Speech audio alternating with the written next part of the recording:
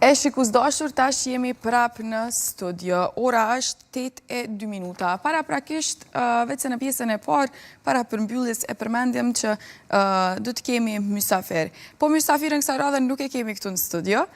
Kemi lidhje direkte, drejt për drejt nga Belgjika. Bëhet fjalë për Sonilën, Sonila Gecaj, e cila ka pasionet e saj, hobit e saj i ka kthy edhe në punë cilat merret intensivisht me to gjatë gjithë kohës, po më tepër rreth eksperiencës së saj, rreth vështirësive, rreth sfidave, rreth të mirave, gjithë kësaj, do të flasim vetë me të.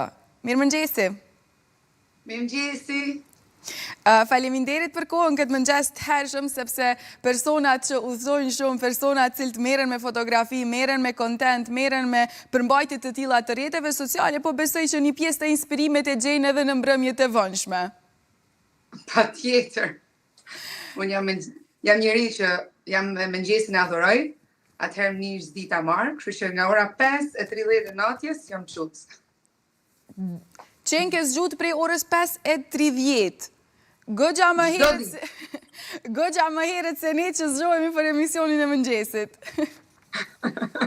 Sonila, unë e përmenda paga shumë një hyrje, mirë po nuk e përmenda realisht emrin e punës, sepse në vendin ton, jo veç në Kosovë, mirë po edhe në Shqipëri, e dim që profesioni së puna e blogerës nuk është një punë cilën njerëzit e mendojnë si punë të mirëfillt. Mendojnë që është veç çështje e hobit, është çështje e pasionit, mirë po nuk e mendojnë që realisht është një punë që kërkon goxha shumë punë mbrapa saj, vullnet edhe energji mbi të gjitha, sepse është një punë që ta përthith energjinë. Po në të njëjtën kohë kur e bën me qef, edhe ja përthith energjinë. Edhe ta përthith, po edhe t'jep energjinë në të njëjtën kohë. Patjetër. Është punë intensive, ka shumë angazhime, duhen shumë organizime, edhe ka lodhje të veta, bile të hanën jam kthy nga Shqipëria, se kam kalu 4 ditë në Shqipëri, po për punën e content creating me turizmin shqiptar. Ajo është që jam të marrë më të shumti kohët e fundit.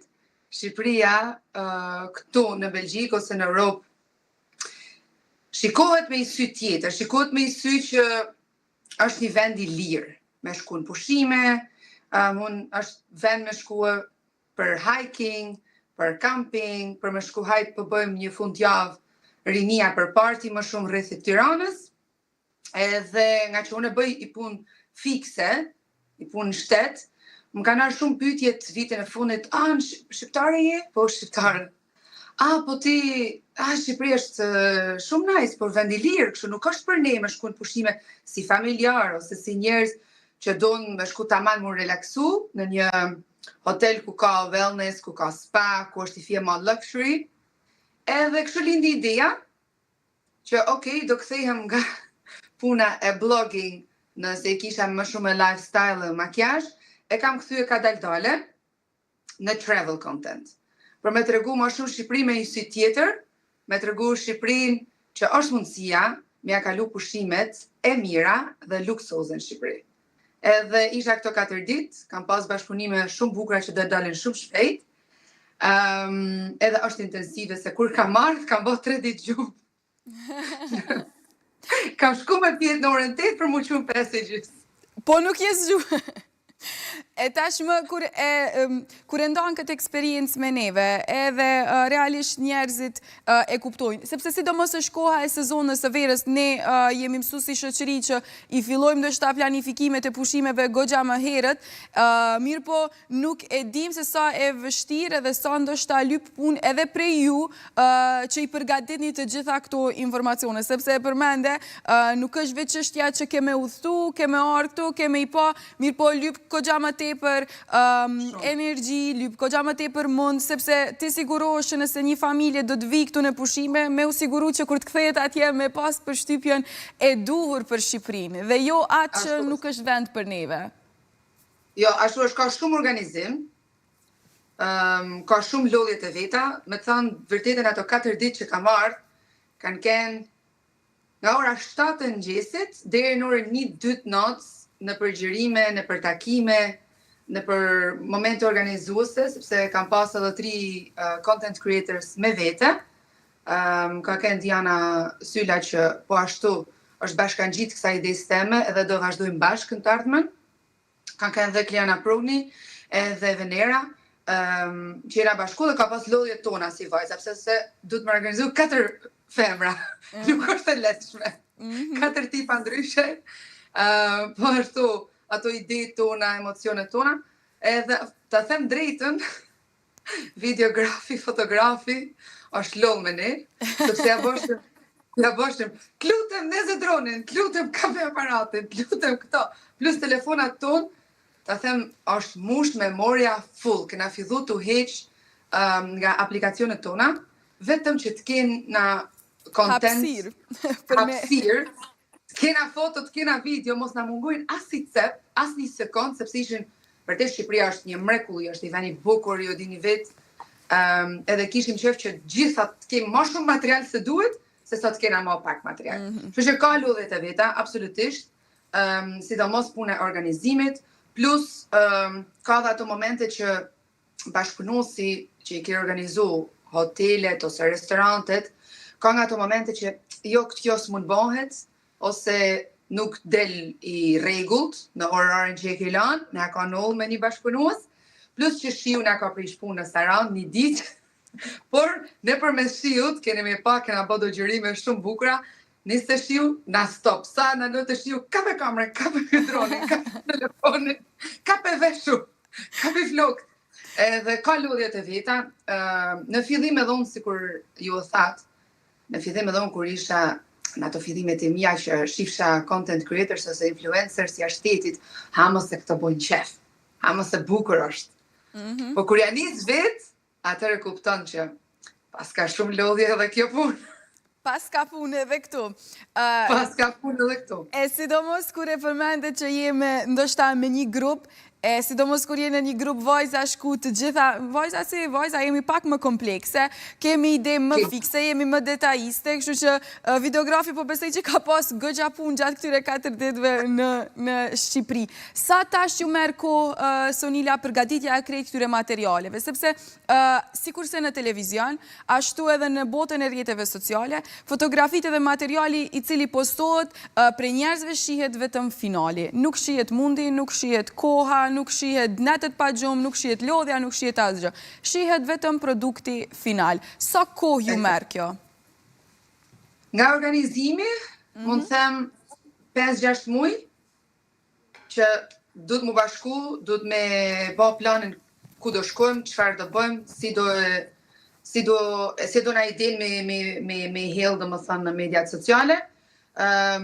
Ideja, si kur thash, ka lind para 8 muaj se unë, edhe kam bë 5 muaj organizim, kë do mlidhi, me kë du më bashku, me cilin content creator du më bashkëpunu, me cilat hotele, në cilin vend, edhe tash mund ta them edhe haptas do vi një faqe Instagram i re, sepse nuk du me shpërndate emri Sonila Gecaj. Sikur thash, ja kam nis me luxury travel, edhe do nisi për Shqipëri, masanej do vinë tjera, edhe do quhet Prestige Passport. Një nga këto ditë do hapet Instagram i ri, edhe do shpërndan këto. Që edhe ajo ka punën e vetë, sepse ma desh me kërku një kompani marketingu, që vërtet përputhen idejt tona, se edhe ajo është e shtira e vetë. Unë mund të kem një ide, po ai tjetri që unë du me bashkëpunu, du të na kuptojnë edhe idejt e mia, plus edhe idejt e personit që unë du bashkëpunim me të, ose punë me të, edhe ai ka idejt e vetë, edhe unë du të mja kuptu, kështu që du të mu përputh shumë gjona, edhe ajo ka lodhjen e vetë. Kështu që si kur tash 5 muaj përpara, tash jam të punu për shtatorin ose tetorin këtij viti, kështu që llogarit edhe 10 muaj tash ja kam nis, që sa erdha nga Shqipëria ja kam nis direkt punës tjetër, për më ardhen në fund shtatorit ose në fillim tetorit për reklamime tjera ose për content creator tjera, për bizneset tjera.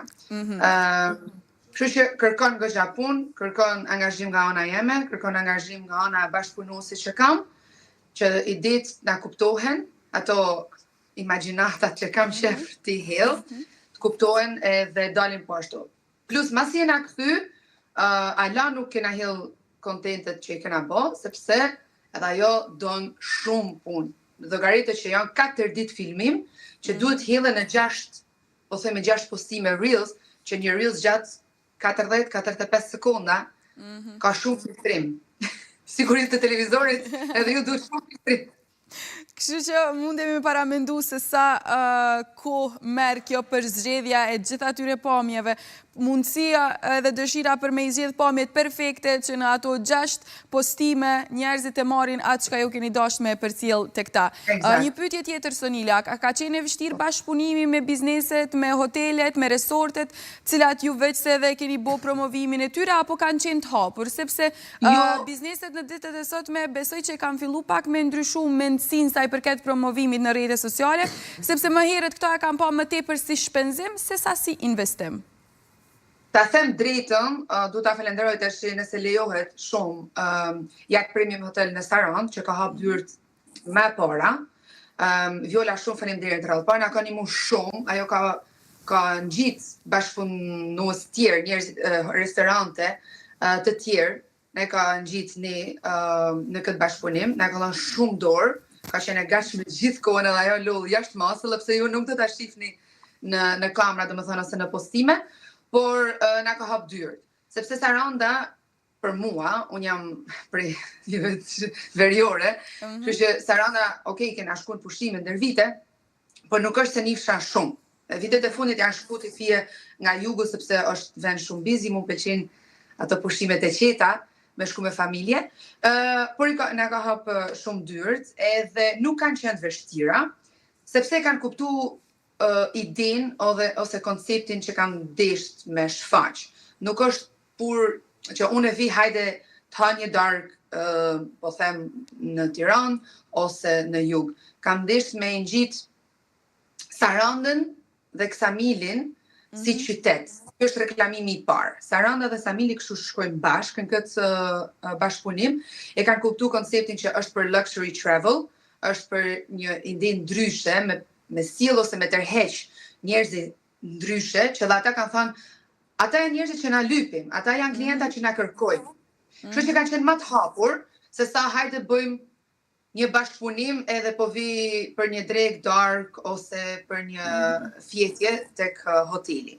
Kështu që ky ka qenë më i lehti, ta them drejtën, sepse kena pas dorë edhe nga jatë Premium Hotel vet, që është i njohur në Sarandë, edhe ne ka hap dyert më rahat, sepse tamam i ka dhënë idenë që vajzat që do vinë për këto, do vinë për një look ndryshe. Tashi, të them drejtën, bashkëpunimet tjera që jam tu marr sot, është pak më vështirë, por do bëhet më lehtë sepse do shohin që kena punuar në Sarandë, edhe do bien dashuri, do kuptojnë totalisht tjetër. Por në përgjithësi, të them drejtën, 75% e kuptojnë edhe janë shumë të mirë kuptueshëm. Shumë. Për me hap dyert. E kuptoj që kam bën një shkrim mos kjo shaka bën para i muji, që na lodhen, mos ta them me kështu, me një frymëzim. Por na lodhen reklamimet e tepërta. E kam fjalën, ka shumë content creators ultra të mirë, por nuk kanë filtrim. Nuk kanë filtrim në bashkëpunime, edhe në një story, ose një 24 orë story, që po shohim, ne si njerëz, tash nuk po flas si content creator, por si Sonin, ka herë po lodha, sepse shoh në një story 24 orë, më shumë se 20 bashkëpunime.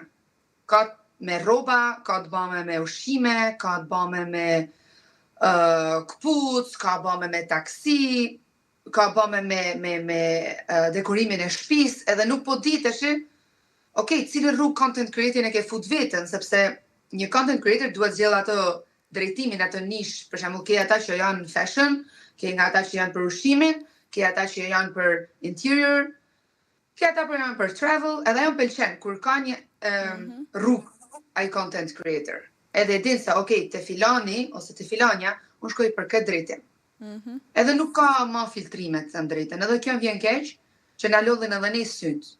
Edhe e kuptoj, ose mirë kuptoj, nga kompanit, që thonë di çfarë, do i mbyllim dyert për këta influencer, tash se s'po marrin vesh as i pari as i fundit. Pikrisht.